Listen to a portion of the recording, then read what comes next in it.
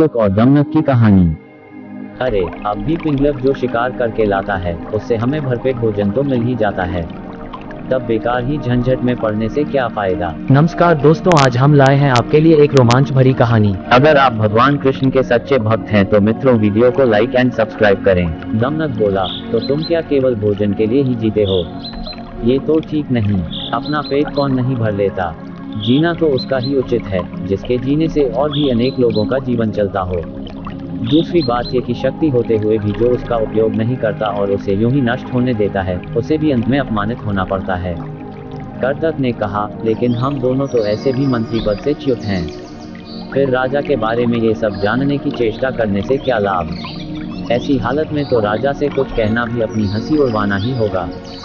व्यक्ति को अपनी वाणी का उपयोग भी वही करना चाहिए जहां उसके प्रयोग से किसी का कुछ लाभ हो। भाई, तुम ठीक नहीं समझते। राजा से दूर रहकर तो रही सही इज्जत भी गंवा देंगे हम।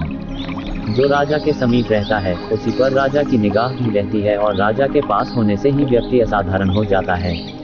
कर्तक ने पूछा, तुम आखिर करना क्या चाहते हो? हमारा स्वामी पिंगलक आज भयभीत है। दमनक बोला, उसके सारे सहचर भी डरे डरे से हैं। मैं उनके भय का कारण जानना चाहता हूँ। तुम्हें कैसे पता कि वे डरे हुए हैं? लो, ये भी कोई मुश्किल है। पिंगलक के हाव भाव, चाल ढाल, उसकी बातचीत, आंखों और चेहरे से ही स्पष्ट जान पड़ता है कि वह भयभीत है। मैं उसके पास जाकर उसके भय के कारण का पता करूंगा, फिर अपनी बुद्धि का प्रयोग करके उसका भय दूर कर दूंगा। इस तरह उसे वश में करके मैं फिर से अपना मंत्री पद प्राप्त करूंगा। कर्तक ने फिर भी शंका जताई, तुम इस विषय में तो कुछ जानते नहीं कि राजा की सेवा किस प्रकार करनी चाहिए। ऐसी स्थिति में उसे वश में कैसे कर लोगे? दमनक बोला, राजसेवा के बारे में मैं नहीं जानता, ये तुम कैसे कह सकते हो? बचपन में पिता के साथ रहकर मैंने सेवा धर्म तथा राजनीति के विषय में जो कुछ भी सुना, सब अच्छी तरह सीख लिया है। इस पृथ्वी में अपार स्वर्ण है, उसे तो बस शूरवीर, विद्वान तथा राजा के चतुर सेवक ही प्राप्त कर सकते हैं। कर्तक को फिर भी विश्वास नहीं आ रहा था। उसने कहा, मुझे ये बताओ कि तुम पिंगलक के पास जाकर कहोगे क्या? अभी से मैं क्या कहूँ? वार्तालाप के समय तो एक बात से दूसरी बात अपने आप निकलती जाती है। जैसा प्रसंग आएगा वैसी ही बात करूंगा। उचित अनुचित और समय का विचार करके ही जो कहना होगा कहूंगा।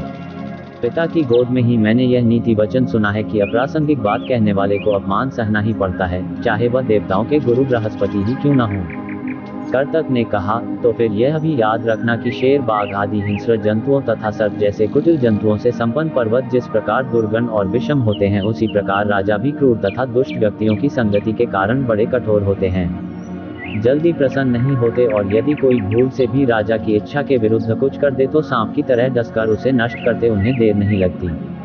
दमनक बोला, आप ठीक कहते हैं। बुद्धिमान व्यक्ति को स्वामी की इच्छा के अनुकूल कार्य करके उसे प्रसन्न करना चाहिए। इसी मंत्र से उसे वश में किया जा सकता है।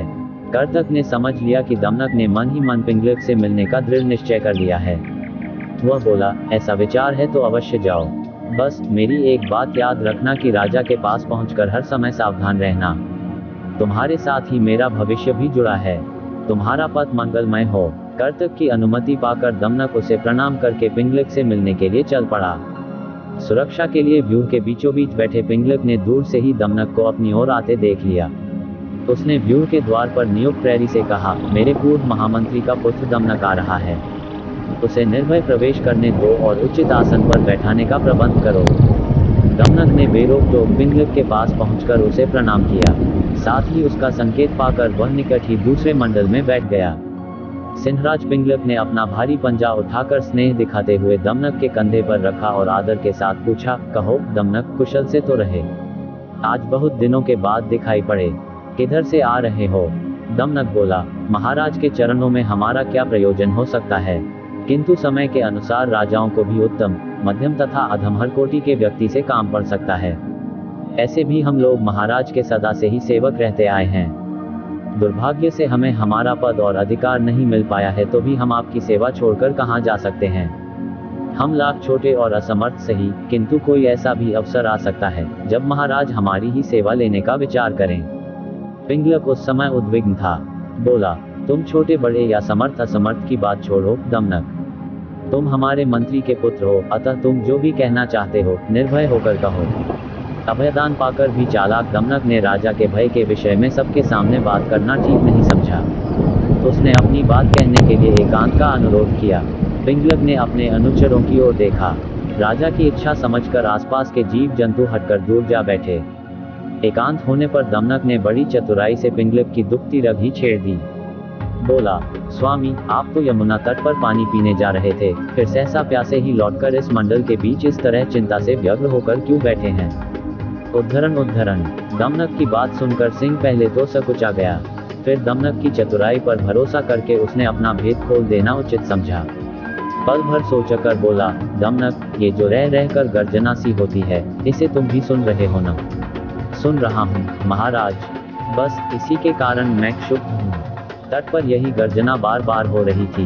लगता है इस वन में कोई विकट जंतु आ गया है। जिसकी गर्जना ही इतनी भयंकर है, वह स्वयं कैसा होगा? इसी के कारण मैं तो ये जंगल छोड़कर कहीं और चले जाने का विचार कर रहा हूँ। दमनक ने कहा, लेकिन मात्र शब्द सुनकर भय के मारे अपना राज्य छोड़ना तो उचित नहीं है महाराज। शब्द अथवा ध्वनि का क्या है? कितने ही बाजों की ध्वनि भी गर्जना की सी बड़ी गंभीर होती है, और अपने पुरखों का स्थान छोड़ने से पहले पता तो करना ही चाहिए कि ध्वनि का कारण क्या है। ये तो गोमयूर गीदड़ की तरह डरने की बात हुई, जिसे बाद में पता चला कि ढोल में तो पोल ही पोल है।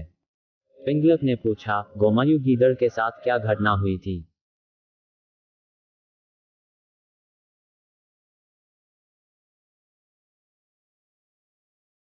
लाइक एंड सब्सक्राइब और शेयर करें ज्ञान चर्चा YouTube channel. Thank you for watching video.